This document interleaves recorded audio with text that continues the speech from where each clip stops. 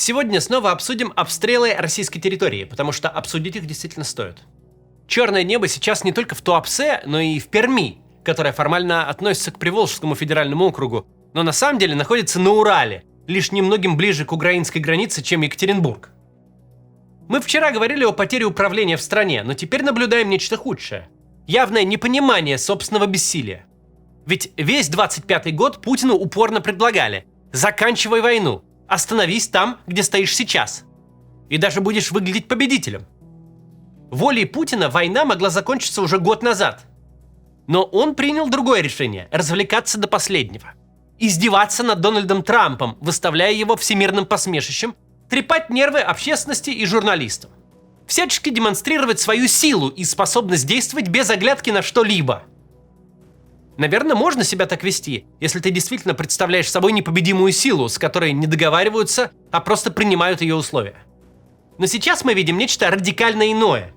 Государство, которое не только не способно достигать промежуточных целей в форме полной оккупации Донецкой и Луганской областей, чего пытались достичь сперва к осени 25-го, затем к весне 26-го, а судя по состоянию фронта, достигнут примерно никогда. Но помимо того, что государство не способно достигать заявленных собой целей, оно также не способно себя защитить. Не может сбивать беспилотники, в производстве которых Украина, судя по всему, чрезвычайно преуспела.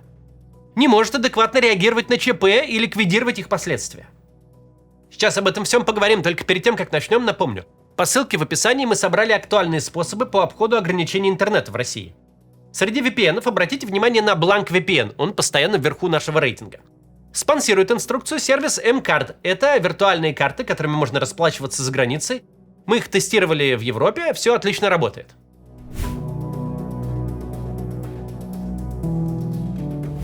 Больше недели понадобилось Владимиру Путину, чтобы хоть как-то прокомментировать беспрецедентную по масштабам экологическую катастрофу в Туапсе. И он снова продемонстрировал не оптимизм и уверенность, а полную оторванность высшего руководства от реальности. Губернатор, говорит, ему докладывает, что вроде серьезных угроз нет, люди справляются на месте с теми вызовами, с которыми сталкиваются. Там по городу горящая черная лава течет, с неба мазут льется, побережье отравлено. Своими силами у него люди, понимаешь, с этим справляются. Это, видимо, базовый курс ОБЖ в школе. Что делать, если вместо воздуха приходится дышать нефтепродуктами? Или если с неба нефтяной дождь идет? И вот это Путин сказал не после первой атаки, не в первые дни. Он сказал это вчера, накануне третьей атаки. Сказал им это как бы между прочим. Просто привел как пример, который, цитирую, потенциально может вызвать и экологические проблемы серьезные. Действительно, горящее небо – это в некотором роде потенциальный ущерб экологии. Вот можно сэкономить и катализатор из машины вырезать. А можно нефтяной терминал взорвать. И то, и другое – потенциальные проблемы для экологии. Это не демонстрация уверенности. Даже не вот это вот тефлоновое свойство центральной власти, которая дистанцируется от любых катастроф. Нет, это демонстрация бардака. Никто ничем не управляет, никто ни за что не отвечает. Губернатор ему сообщил. Это ж, конечно же, губернатор Краснодарского края Кондратьев. Идиотничал весь прошлый год и рассказывал, как Россия может воевать вечно, и война, мол, ей только на пользу. Это губернатор, наверное, Кондратьев, что ли, управляет армией, ПВО, МЧС? Он, что ли, войну придумал? Как известно, в России это вообще свойство региональных руководителей – вести собственную оборонную политику. ВСУ явно поставили себе задачу – выщелкивать российскую нефтяную инфраструктуру и выщелкать ее всю. Лишить Путина сверхдоходов от нефти. Задачу эту Украина поставила не вчера. Удары по нефтяной инфраструктуре идут уже давно. Просто сейчас реализация вышла на качественный иной уровень. Не нужно быть военным экспертом, чтобы понимать. Задача эта совершенно обоснована с военной точки зрения и понятно. Совершенно очевидно, чего хочет Украина добиться. Ее действия явно ведут к достижению этой ее цели. В действиях Украины есть стратегия, планирование и некая центральная руководящая воля. Ничего подобного в действиях Путина не наблюдается. Пока Путин ведет успешные бои в районе Малой Токмачки, причем непонятно зачем, Украина уничтожает главный источник его валютных поступлений. И тут цель более чем понятна. То, что Украина будет это делать, знали все. Не первый день и не первый год это происходит. Но к этим атакам оказались абсолютно не готовы. Почему? Потому что в системе, выстроенной вокруг одного человека, этот самый человек был занят вещами поинтересней. Как бы так ударить по Украине, чтобы впечатлить Дональда Трампа? И вот результат. На обхаживание американского президента было потрачено столько политических и управленческих усилий, что на текущее управление страной их просто не осталось. Страна существует в отрыве от государства и сталкивается с последствиями войны. Сейчас прервемся на небольшую рекламу и дальше это все обсудим.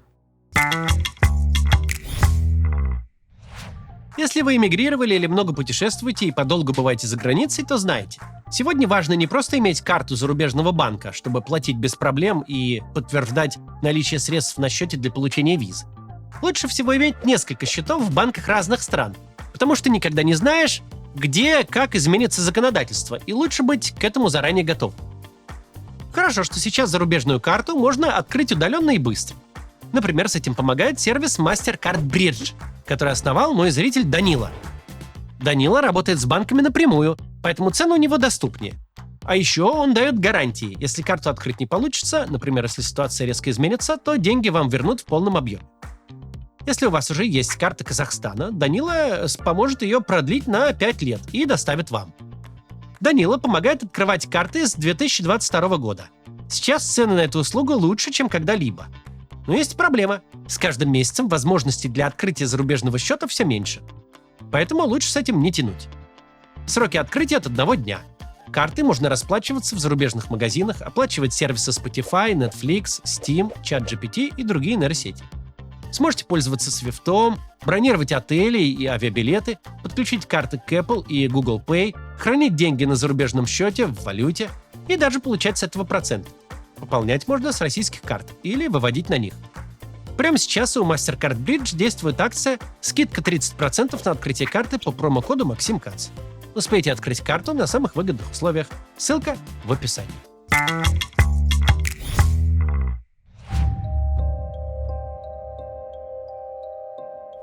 Владимир Путин же в ней теперь существует не как руководитель, а как отвлеченный комментатор. Что-то там в Туапсе случилось, он шлет Туапсе лучи поддержки, явно не имея понятия, что случилось на самом деле. Теперь это не только Туапсе, но еще и Пермь. Пермь тоже сама по себе. Там тоже, видимо, губернатору нужно быть царем, богом и воинским начальником. А жители справятся своими силами. Вопрос, который тут не может не возникнуть, звучит так. Если все справляются своими силами, если это все проблема граждан и губернатора, если нет ни власти, ни армии, то зачем кому-то нужен Путин? В чем заключается вообще функция Путина? Кто он такой? Верховный главнокомандующий, который не отвечает за противовоздушную оборону? Президент, который не отвечает за ликвидацию последствий чрезвычайных ситуаций? Отец нации, который вышел за хлебом и не вернулся? Кто сейчас Путин по отношению к России? А он по отношению к России как сын-наркоман, за которого мать платит кредиты. Он играет в игры крайне интересные только ему одному, без малейшего плана и понимания, что делать с последствиями. Вечно он может воевать. Конечно, Путин может воевать вечно. Он вокруг себя 27 вышек ПВО поставил. Его появление парализует всю жизнь в любом городе. И не только движение, но теперь еще и интернет. Он может. Ему в респираторе не ходить, детей от нефти не отмывать. Но страна-то не может. Под мудрым четвертьвековым правлением Путина у страны нет ни возможности отражать атаки противника, ни внятного государственного управления, чтобы хотя бы с последствиями этих атак справиться. Единственное, чему за столько лет научилось государство, уходить в глухое отрицалово, изолировать себя от проблем, отказываться от ответственности. Да, граждане к этому привыкли. Привыкли с государством не спорить и официальным заявлениям не верить. Привыкли надеяться только на себя в любых ситуациях, неважно, кризис это или ковид. Но граждане не могут полагаться лишь на себя, когда с неба летит дрон, попадает в нефтяной завод и взрывает его, и город накрывает нефтяными облаками. Это тот редкий случай, когда нужны именно исключительные полномочия президента, который очень любит быть невестой на любой свадьбе и покойником на каждых похоронах. Все-то ему интересно. Школьное питание, репертуар кинотеатров, духовно-нравственные ценности. Мнение у него есть по любым вопросам, которые его не касаются. Но вот дело дошло до дела. Главнокомандующий должен главнокомандовать. Главнокомандующий же тем временем бубнит себе под нос по бумажке что-то не имеющее к делу никакого отношения. В такие моменты не грех повторить. Любая власть держится на вере в эту власть. Это и есть магия легитимности. Когда люди считают, что должны исполнять приказы других людей. А такие моменты, когда явно видно бессилие пополам с самоуверенностью, легитимность это разрушают. Когда государство начало войну, которую не смогло выиграть, а потом просто бросает страну, которую не смогла защитить.